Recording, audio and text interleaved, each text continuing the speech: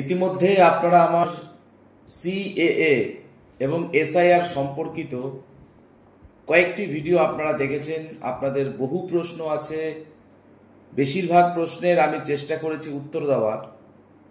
কিছু প্রশ্নের উত্তর হয়তো আমি দিতে পারিনি, কারণ অনেক কমেন্টগুলো আসেনি। তাই কিছু প্রশ্নকে আমি চুজ করেছি যে প্রশ্নগুলোর উত্তর আমার দেওয়ার প্রয়োজন বলে আমার মনে হয়। প্রথমত, অনেকেই কনফিউশনের মধ্যে ছিলেন যে এই এসআইআরটা অ্যাকচুয়ালি আগে করতে হবে না সিএএ আগে করতে হবে। তো সেইটা আমার মনে হয় প্রথমে একদম ক্লিয়ার কাট আপনাদের সকলকে করে দেওয়া উচিত যে কাদের এসআইআর করতে হবে। দেখুন, একদম পরিষ্কারভাবে বলি, এসআইআর সবাইকে করতে হবে। যে ব্যক্তির ভোটার লিস্টে আছেন, যিনি বিগত দিনে ভোট দিয়েছেন, বা এবার যারা নতুন করে ভোট উঠবে তাদের তো এসআইআর লিস্টের মধ্যেই আসবে।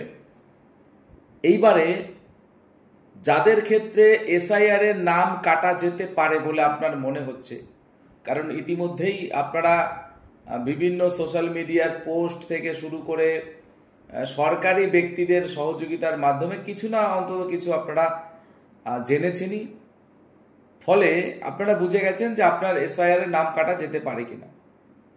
যদি কোনো কারণে আপনার দেখা যায় যে আপনি পূর্ববঙ্গীয় লোক এবং আপনার জন্ম ওপার বাংলায় এবং এপার বাংলায় আপনি এসছেন, যে কোনোভাবেই হোক না কেন, এবার সেই ক্ষেত্রে আপনার যদি মনে হয় যে আপনার 2002 সালে আপনার পরিবারের কারোর ভোটার লিস্ট নেই, ভোটার লিস্টে কারোর নাম নেই, তাহলে কিন্তু আমি পরিষ্কারভাবে বলতে পারি আপনি সিএতে আবেদন করুন। হয়তো এসআইআর আপনার নাম নাও কাটা যেতে পারে, কিন্তু ভবিষ্যতে বা ভবিষ্যতের ক্ষেত্রে আপনার কিন্তু অসুবিধা হতে পারে। এবার এটাকে ঘাবড়ানোর কিছু নেই, এটা নিয়ে একদম গেল রব তোলারও কিছু নেই।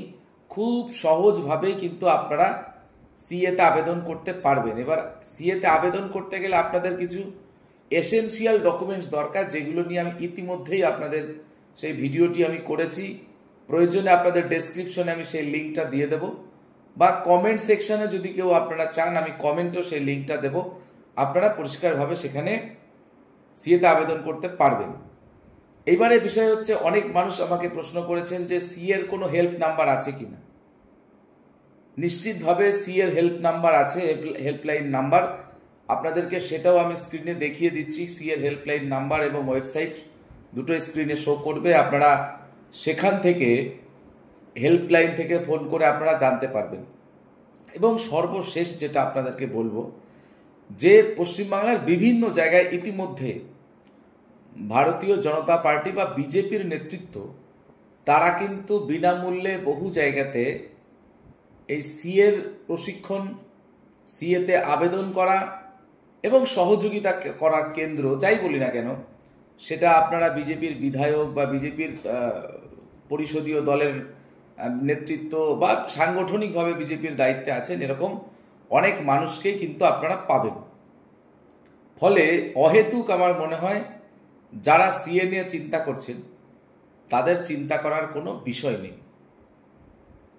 আপাতত আপনারা নিশ্চিন্তে থাকুন। একটিও বাংলাদেশি হিন্দু ভোটারের ভোট আমরা কাটতে দেব না। আমরা মানে আমরা যারা রাষ্ট্রবাদী ভারতীয় জনতা পার্টির দলের সঙ্গে আমরা যুক্ত। এই কথা আমার মুখের কথা বা আমার মনের জোরের কথা নয়, এটা আমাদের নেতা মাননীয় অমিত শাহ এই বক্তব্যটা তিনি দিয়েছিলেন নেতাজি ইন্ডাস্ট্রিয়াম। ফলে এটা নিয়ে অহেতুক আপনারা চিন্তা করবেন না। তবে আপনাদের কাছে অনুরোধ করব, যাদের ক্ষেত্রে এই সি অ্যাপ্লিকেবল মানে 2014 সালের বিষয়বস্তু আছে, আপনারা অবশ্যই সিএটা করুন। এবার 2014 পরে যারা এসছেন তারা অনেকে চিন্তিত, তাদের কি হবে। তাদের কাছেও আমরা বলছি 2014 31 ডিসেম্বর এটা একটা বর্ডার লাইন মাত্র। এই বর্ডার লাইন অতিক্রম হবে এবং আপনারাও কিন্তু নাগরিকত্ব পাবেন এবং ডেফিনেটলি পাবেন। একবার ভাবুন, যারা এই বিভিন্ন কনফিউশনের মধ্যে যাচ্ছেন যে এত শর্ত কেন হলো, কেন আনা হলো না, তারা একবার ভাবুন তো যে বিজেপি সরকারের ব্যতি রেখে অন্য কোনো সরকার শুধুমাত্র বাংলাদেশি হিন্দুদেরকে নাগরিকত্ব দেওয়ার কথা কোনদিনও ভেবেছে, নাকি বলেছে, না ভবিষ্যতে বলবে? যারা অবিজেপি রাজনৈতিক দল আছে তারা কিন্তু পরিষ্কারভাবে বলছে যে হিন্দুদেরকে নাগরিকত্ব দিলে মুসলিমদেরকেও নাগরিকত্ব দিতে হবে। অর্থাৎ বাংলাদেশে আপনারা মুসলিমদের দ্বারা অত্যাচারিত হলেন, আবার এখানে এসে যে আপনার বাড়ি ঘর পুড়িয়ে আপনাকে তাড়িয়ে দিল, সেও আবার এখানে এসে ইন্ডিয়ান নাগরিকত্ব চাইছে, আপনিও ইন্ডিয়ান নাগরিকত্ব চাইছেন। এই পলিসি হতে পারে না। এই পলিসির বিরুদ্ধে আমাদের মতবাদ। তাই অহেতুক চিন্তা করবেন না। হয়তো ভিডিওটা একটু অন্যরকম আপনাদের মনে হচ্ছে, কিন্তু এই ভিডিওর মধ্যে দিয়ে আমি শুধুমাত্র আপনাদের মনোবলটাকে আমি বাড়ানোর জন্য বলছি। বিভিন্ন রকমভাবে বিভিন্ন দিকে বিভিন্ন রকম ভিডিও দেখে বিভিন্ন রকমের বক্তব্য শুনে আপনারা কিন্তু ঘাবড়াবেন না, কনফিউজ হবেন না। কারণ দেশটা পরিচালিত হয় একটি সরকারের দ্বারা, এবং এই আন্তর্দেশীয় সমস্ত ব্যবস্থাপনা, নিরাপত্তা, তাদের সমস্ত কিছু দায়িত্ব থাকে স্বরাষ্ট্র দপ্তরের অন্তর্গত। এবং সেই স্বরাষ্ট্র দপ্তরের অন্তর্গত যিনি মন্ত্রী, স্বরাষ্ট্রমন্ত্রী, তিনি পরিষ্কার দ্ব্যর্থহীনভাবে বলেছেন বাংলাদেশি সকল হিন্দুদেরকে নাগরিকত্ব সম্মানের সঙ্গে নেওয়ার অধিকার আছে, এবং সেই দায়িত্বটা বিজেপির, নরেন্দ্র মোদীর এবং আমাদের সকলের। তাই চিন্তা না করে নিশ্চিন্তে আপনারা যে কাজ করছেন করুন। হ্যাঁ, অবশ্যই এসআইআর যদি হয় নিশ্চিতভাবে এটা হতেই হবে।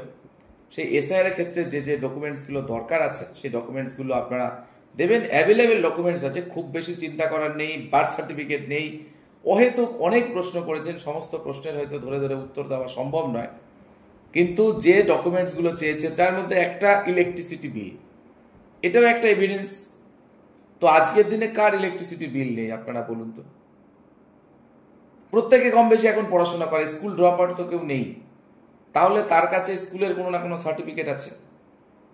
অনেকে পড়াশোনা করেনি, ড্রাইভিং লাইসেন্স আছে, পাসপোর্ট আছে, অনেকে বিদেশে গেছে, কোনো না কোনো ডকুমেন্টস, 11খানা 12খানা ডকুমেন্টসের মধ্যে কোনো না কোনো ডকুমেন্টস আপনাদের সকলের কাছে আছে।